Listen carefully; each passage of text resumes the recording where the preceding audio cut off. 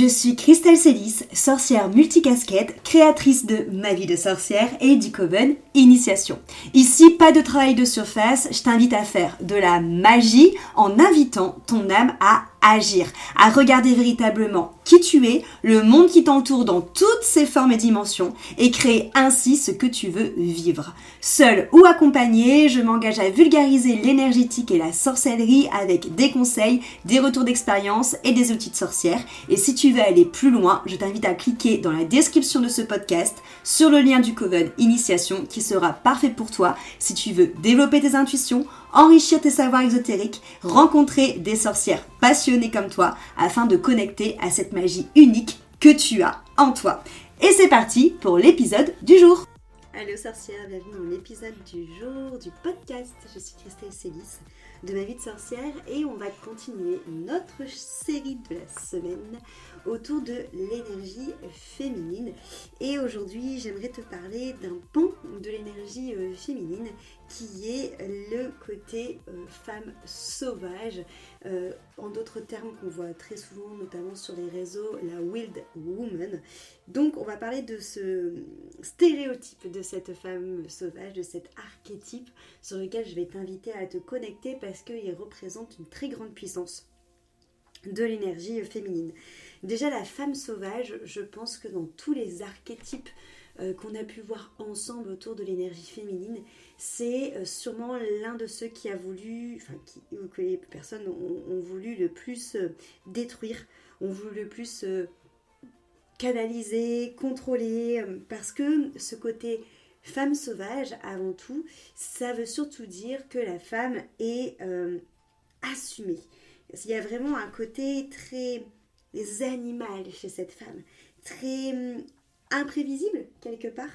et surtout d'une énorme puissance qui peut déranger. C'est vraiment comme ça que moi je le vois, et ça fait que cette femme sauvage a beaucoup été marginalisée, a beaucoup été mise de côté parce que elle était vue comme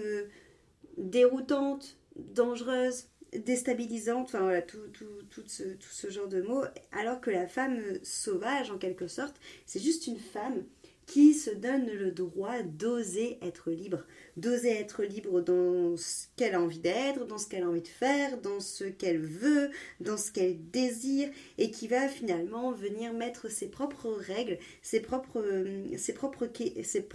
conditions, et qui va vraiment avancer sans peur, sans jugement, sans diktat, et qui va juste en fait avancer avec la nature, avec des choses toutes simples qui la connectent finalement à cette énergie de vie, à cette énergie de subtil et d'invisible, j'ai envie de dire. Et je pense que cette énergie de femme sauvage, c'est là où on va venir se reconnecter vraiment à la puissance, je dirais, et qui peut être à la fois mise à l'honneur, que ce soit que quand tu es dans l'archétype de la Vierge qu'on a vu hier, ou dans l'archétype de la Mère qu'on a vu hier aussi, ou dans l'archétype de la Crone. Pour moi, c'est une manière de voir la vie, une manière de vivre sa féminité que l'on peut trouver finalement dans tous les archétypes du féminin qu'on a vu hier. La femme sauvage, elle n'a pas de restriction dans sa liberté. Elle vient toujours à revenir à sa vraie nature, et je dirais même qu'elle va toujours faire des choix qui vont être en lien avec ce qui la satisfait pleinement, avec sa vraie nature. Et donc l'une des premières choses qu'on devrait arrêter de faire pour connecter avec cette femme sauvage, c'est de faire passer les besoins des autres avant nos propres besoins. La femme sauvage, elle a un peu cette impression, je dirais, de vivre à moitié. C'est pour ça qu'elle va tout le temps être dans cette notion où elle va s'émanciper de toutes les cases, de tous les jugements, de toutes les attentes qu'on a sur elle, parce que son but, c'est d'avoir de plus en plus d'espace pour pouvoir s'épanouir, de plus en plus d'espace pour pouvoir vivre ses élans, on va dire, j'ai envie de dire même ses élans primitifs à l'intérieur d'elle, et qui est vraiment dans cette reconnexion et cette culture excultivité, j'allais dire, c'est pas du tout français, cette expansion de confiance en soi, de confiance en ses capacités, de confiance en sa présence et de confiance envers ce qu'on émane. Donc, la femme sauvage, c'est vraiment cette femme qui va se reconnecter aussi à des choses qui vont être très simples, mais qui vont tout simplement la reconnecter à sa nature primitive, la reconnecter à son intuition, la reconnecter à son corps, à ses ressentis, et la reconnecter vraiment à ce que son soi, vraiment ce qui son soi véritable, donc vraiment ce qui est à l'intérieur d'elle, ce bout de sagesse qui est connecté au tout, qui l'anime, qui vibre. Cette femme sauvage, en fait, elle arrive toujours à avoir une sorte de ficelle qui lui permet de revenir à chaque fois pour se rapprocher de plus en plus d'elle et de cette part de plus en plus sauvage à l'intérieur d'elle. Donc c'est vrai que c'est une part sur le papier, on va dire, qui peut faire peur parce que c'est le côté sauvage qui peut faire un peu peur, on va dire, dans l'intitulé. Or, une femme sauvage, c'est, je pense, une femme qui est très fière et qui surtout a réussi à créer une vie qui lui ressemble, à créer une vie à chaque moment qui la fait vibrer de tous ses sens. Je sais que moi, par exemple, ce côté femme sauvage, je vais vraiment m'y approcher lorsque je suis en forêt, lorsque je danse, lorsque je chante, lorsque je vais faire des pratiques très intuitives, lorsque je fais du tambour, clairement quand je suis avec Dakota. En fait, j'ai envie de dire que tout mon côté chaman, c'est clairement ma partie de femme sauvage, parce qu'il y a cette notion justement d'aller marcher dehors, pieds nus, de venir hurler, faire le loup avec son tambour, de chanter, mais laisser juste des sons, tu vois, même pas forcément de chanter des chansons avec des paroles, mais de se laisser guider par des sons, de les laisser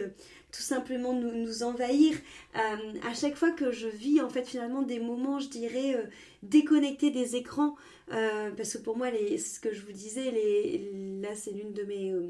résolutions, on va dire, de cette année, de vraiment faire en sorte de plus prendre le téléphone les soirs et le week-end, et le matin d'ailleurs aussi, parce que pour moi les téléphones c'est vraiment ce qui nous coupe et ce qui nous tue du moment présent. Là où justement quand on va se connecter à la vie, quand on va être dehors, qu'on va regarder les insectes, qu'on va regarder la nature, lorsque je vais passer du temps aussi avec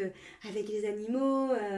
et bien je pense que c'est ce genre de moments-là qui nous reconnectent au contraire au moment présent et qui nous reconnectent à la vie. Et c'est là où je sens mon côté femme sauvage. Et pour moi, cette femme sauvage, même si on l'a dans un domaine de notre vie, même si on sait qu'elle existe, elle demande à être encore plus nourrie, à être encore plus libérée, à être encore plus mise à l'honneur, je dirais. Parfois même des tout petits gestes simples en fait, mais qui vont nous permettre de nous émanciper et de nous reconnecter à notre musique intérieure, à la musique de la nature, de nous reconnecter à ce qui nous fait du bien et à nous reconnecter finalement à cette vie. Pour moi, comme je t'avais dit, cet archétype de femme sauvage, c'est vraiment ce côté primitif et ce côté intuitif qui nous relie à toute essence de vie. C'est pour ça que pour moi, je le relie énormément à ma pratique chamanique. Mais il y a vraiment cette notion que pour moi, c'est quelque chose qu'on peut continuer tous les jours à faire grandir, à faire évoluer et surtout à oser et à assumer devant les autres. Et que ça peut peut-être prendre en effet du temps. Peut-être que pour certaines personnes, c'est inné, que c'est depuis la naissance. Mais je pense que c'est assez rare quand même parce qu'on est quand même dans une société qui va quand même chercher à brider beaucoup cet archétype femme sauvage. Donc en tout cas pour moi ce côté femme sauvage, c'est vraiment cette notion où on doit en prendre soin, où on doit venir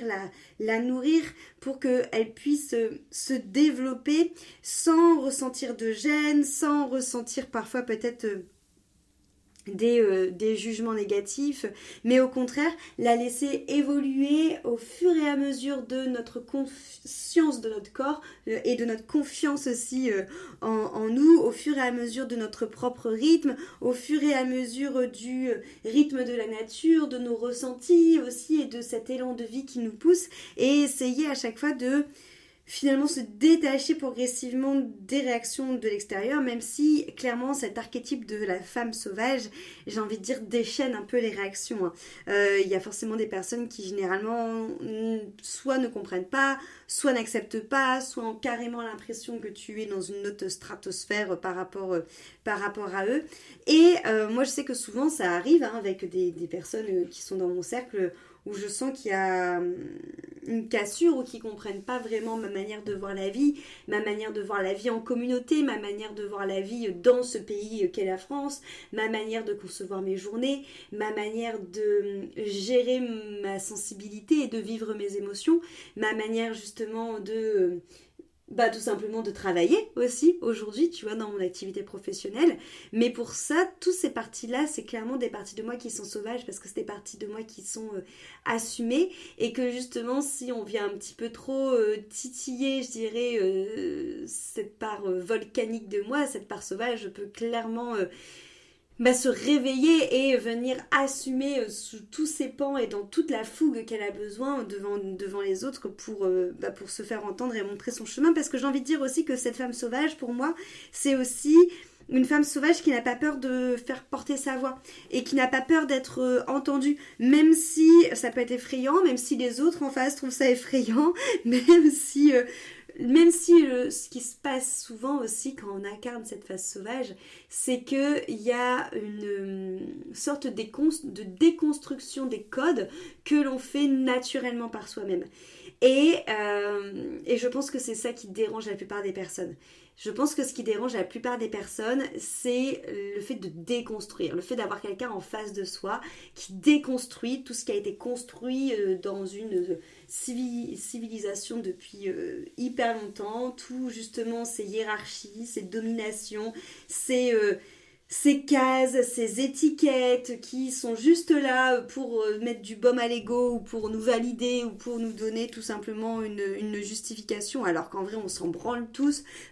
et que peu importe n'importe quel domaine, tu vois,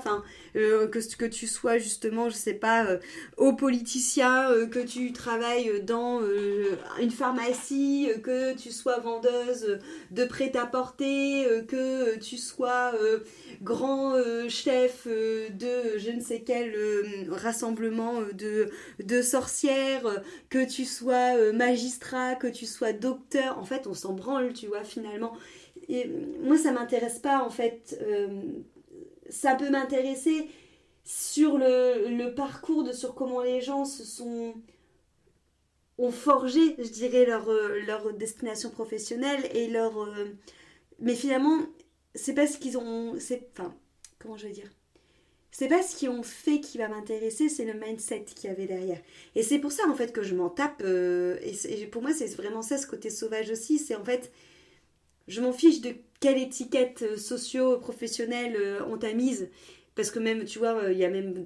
beaucoup de personnes qui n'ont pas leur étiquette socio-professionnelle dans le monde parce que tout simplement c'est pas reconnu. Là pour le coup je parle en connaissance de cause, mais moi mon métier que je fais aujourd'hui n'est pas reconnu par l'État. Et est-ce que ça a un impact sur moi, est-ce que ça me touche? Je m'en tape parce que de toute façon j'ai pas envie de faire partie de cet État, donc je m'en fiche. Mais et c'est surtout que j'ai pas besoin de cette validation pour savoir que ce que je fais aide profondément les personnes que j'accompagne et que ce que je fais est utile notamment pour cette énergie de vie et je sais que c'est en ça du coup ce côté sauvage, je sais que ce genre de discours va venir profondément mettre en insécurité des personnes, à juste titre, des personnes qui souvent ont été construites sur un domaine de il faut un métier qui rentre dans les cases pour être en sécurité, il faut que tu fasses de grandes études pour être connu, il faut que tu aies un CDI, peu importe si tu aimes le métier ou pas, au moins comme ça tu es tranquille. Enfin voilà, il y a tellement plein de... Je bifurque un peu, mais parce que je trouve que l'exemple du travail est très facile pour pouvoir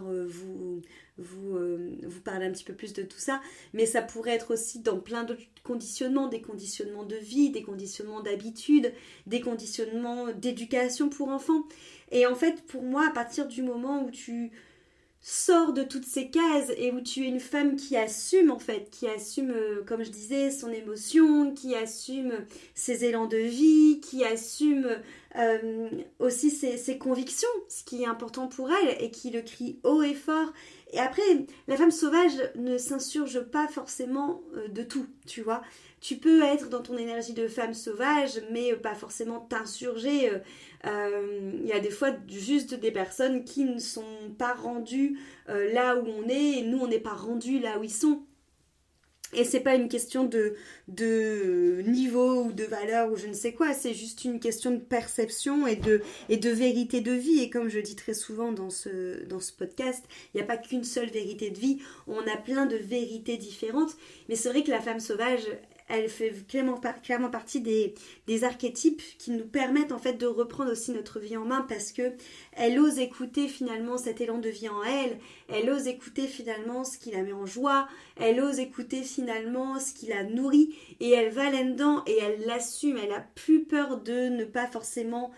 répondre à telle ou telle attente, elle a plus peur justement d'emmener des gens dans de l'inconnu et de leur faire peur. Elle a vraiment une sorte d'assurance en ses convictions et d'assurance en la vie et d'assurance et de confiance en elle finalement. Alors que c'est quelque chose qui amène énormément de paix. Ça peut être aussi quelque chose qui peut être vu, et qui est souvent vu d'ailleurs par l'extérieur, comme étant soit, là je parle totalement en connaissance de cause parce que c'est quelque chose qu'on me dit assez souvent, mais ce sont des personnes qui ne comprennent pas ou qui ont du mal avec ce côté, on va dire, libre et sauvage que je peux avoir et que je peux montrer surtout des fois. Je souris quand je dis des fois parce que c'est quand même assez souvent, mais des fois c'est très bien. Ça va être l'étiquette du coup de la personne qui est froide, l'étiquette de la personne qui est arrogante, l'étiquette de la personne qui est rebelle. Voilà, moi c'est souvent l'un de ces trois qualificatifs que certaines personnes peuvent me donner. C'est pas des personnes généralement qui me connaissent bien, parce que, alors j'avoue, pareil, je fais de nouveau un petit crochet, mais moi je sais que j'ai vraiment profondément ce côté libre et sauvage à l'intérieur de moi, parce que la liberté est l'une des valeurs les plus importantes pour moi. Elle est vraiment la clé de plein de choses et plein de choses que j'ai entrepris aussi et que j'ai créées. Typiquement, la liberté, c'est clairement ce qui est au cœur du Coven Initiation, parce que le but du Coven, c'est vraiment que tu puisses être libre de créer ta magie qui te ressemble, donc de laisser finalement oser assumer cette part de sorcière que tu es, de laisser sortir ce côté sauvage et intuitif pour pouvoir créer ta magie. Donc c'est clairement relié à la liberté. Mais je sais qu'il y a des personnes qui, comme je disais, ne sont pas du tout sur ma manière de penser. Et c'est totalement normal, voilà, encore une fois, il n'y a vraiment aucun jugement là-dessus. C'est juste qu'on se ressemble pas. Et que du coup, moi, je vais pas essayer de faire des efforts, en fait, généralement, parce que tout simplement on n'a pas forcément les mêmes valeurs, et du coup c'est pas forcément, en tout cas, enfin du moins on va peut-être avoir les mêmes valeurs, mais il y a des choses où il va y avoir peut-être de la compréhension ou du jugement l'un vis-à-vis de l'autre, des deux cas. Alors ça m'arrive aussi d'avoir des personnes qui sont pas du tout dans le même cadre que moi et qui sont mes amis, mais c'est pour les personnes notamment qui vont être assez fermées d'esprit que je dis ça. Et c'est vrai que généralement quand je ressens qu'il y a une sorte de jugement, de fermeture d'esprit et un peu c'est un peu narquois, tu vois, c'est un peu fourbe, un peu narquois, et je préfère rester justement je préfère me dire, ok, tu sais quoi, ça sert à rien de s'insurger, ça sert à rien de partir dans cette notion de on va retourner le monde pour essayer de convaincre, on va juste en fait le laisser couler. Et en fait à ce moment-là, c'est souvent là où je mets mon masque de distance. En fait c'est de la distance que je mets, c'est cette distance qui est souvent traduite comme étant froide, arrogante ou dure. Alors que en vérité, en vérité, je sais qu'il y a des personnes qui pensent ça de moi, et en vrai j'en ai rien à branler. Mais vraiment d'une puissance, parce qu'en fait pour moi c'est plus important pour moi d'être en paix avec qui je suis, d'être en paix avec mes choix, d'être en paix avec mes valeurs, d'être en paix avec la vie que je vis au quotidien, d'être en paix avec mon moment présent, que de me détacher de ces masques-là. Et en fait, j'ai même pas envie de m'en détacher de ces masques-là, parce qu'en fait, ils me servent bien pour mettre de la distance avec des personnes avec qui j'ai pas envie de perdre de l'énergie ou d'échanger tout simplement. Comme je dis souvent à mes amis, je suis une fausse sociable moi en vrai. Je suis très sociable avec les gens que je sens. Je suis très avenante aussi avec les personnes, comment je vais dire, bah ouais, que je ressens, j'ai pas d'autres mots, mais je sais aussi être tout l'inverse avec les personnes que je ressens pas. Et en fait, le fait de plus se cacher de ça et le fait de plus rentrer dans cette image de petite fille parfaite qui doit être sage, qui doit être polie, qui doit être souriante, qui doit toujours dire oui, tout ça. Et bien, je pense que ça, c'est l'un des chemins aussi qui mène à la femme sauvage. C'est-à-dire au plus tu vas te reconnecter finalement à cet enfant intérieur, mais cet enfant intérieur qui est spontané, et pas cet enfant intérieur qui qui a dû rentrer dans des cases, qui devait être, surtout les petites filles, parce que là en plus on est sur féminin, mais surtout les petites filles qui devaient toujours être bien habillées, bien coiffées, tirées à 4 épingles, bien polies, bien sages, studieuses, bien propres, ne pas se rouler dans la boue, patapou, patapou.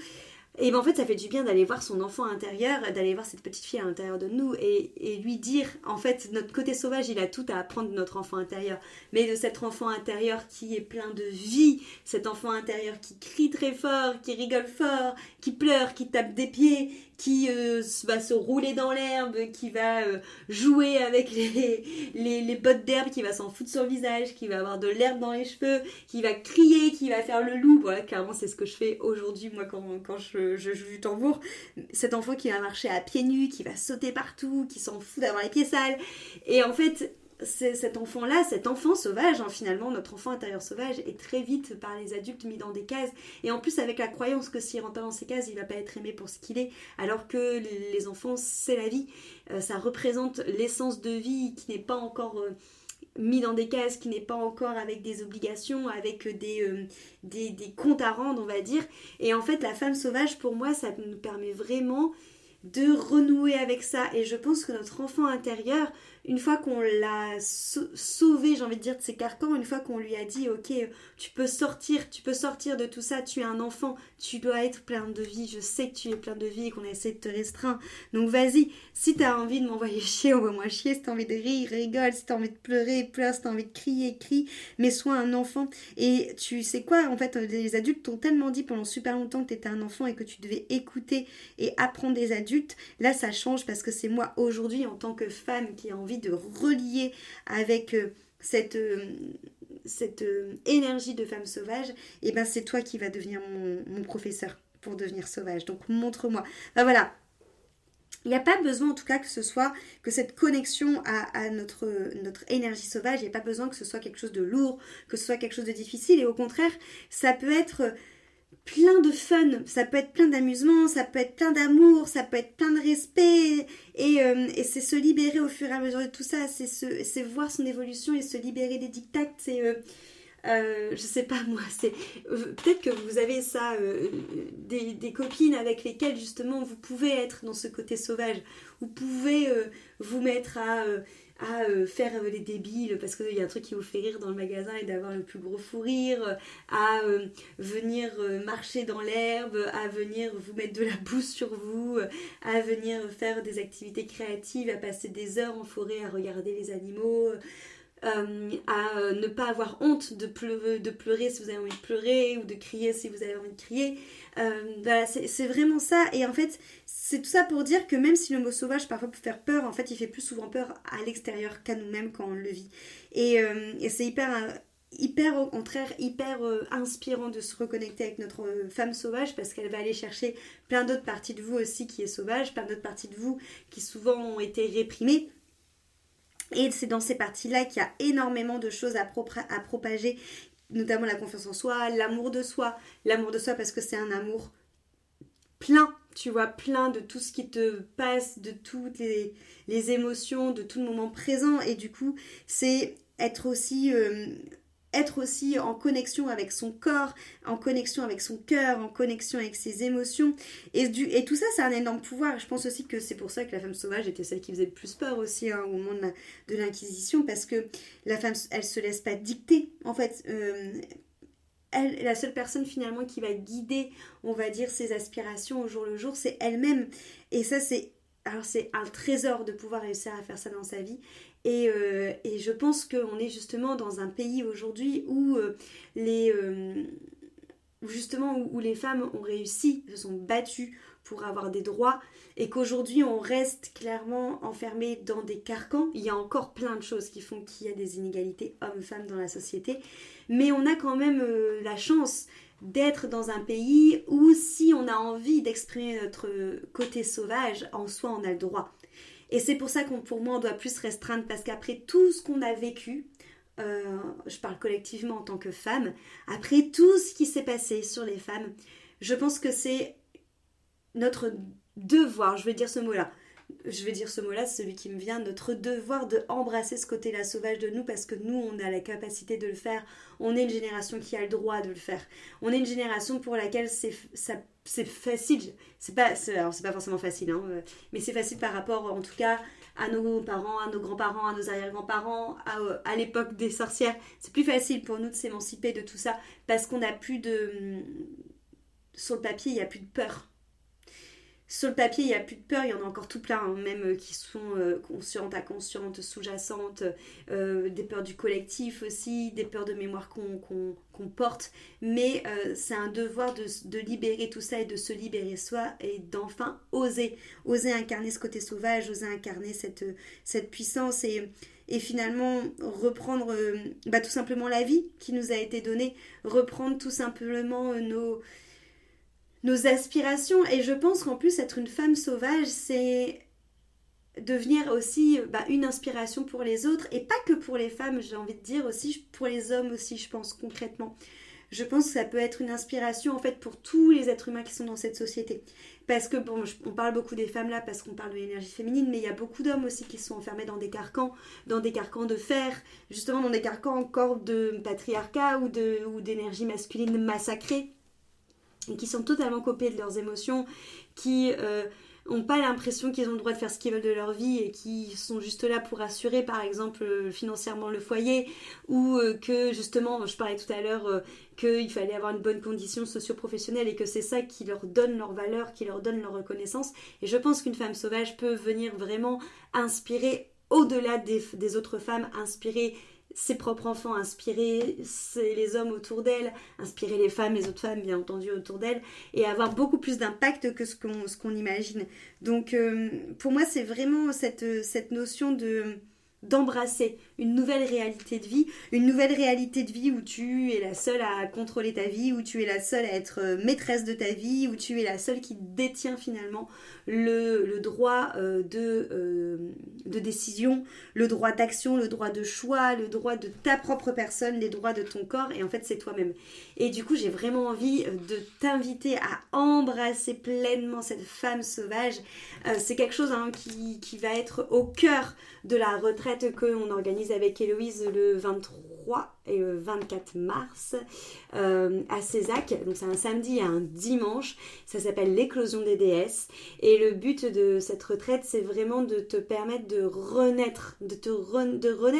mais de renaître pour oser incarner cette femme que tu as envie d'être. Donc c'est vraiment tout un processus de guérison autour de la femme, pour nous enlever tous les diktats, encore une fois, que tu as vécu, ou que ta famille, ou que même collectivement on a vécu, toutes les blessures, tous les traumas, et Dieu sait, voilà, comme le féminin en porte, pour pouvoir en fait finalement incarner cette féminité sous tous ses plans, et incarner cette femme sauvage qui, comme je te l'ai dit, se retrouve dans tous ses plans. Et vraiment... moi, ça me soulève le cœur d'émotion, parce que j'ai hâte de vivre cette retraite avec vous. Je vous laisse vous inscrire, et il y aura toutes les informations qui sont dans la barre d'inscription de description de ce podcast. En tout cas, voilà, j'espère que l'archétype de la femme sauvage est un peu plus clair pour toi. On en reparlera de toute façon à plusieurs reprises. On se retrouve demain pour un nouvel épisode autour de l'énergie féminine, et je te remercie pour ton écoute. Cet épisode t'a plu, pense à lui laisser une jolie note sur ta plateforme d'écoute de ton choix, et aussi de le partager aux personnes à qui il pourrait être utile.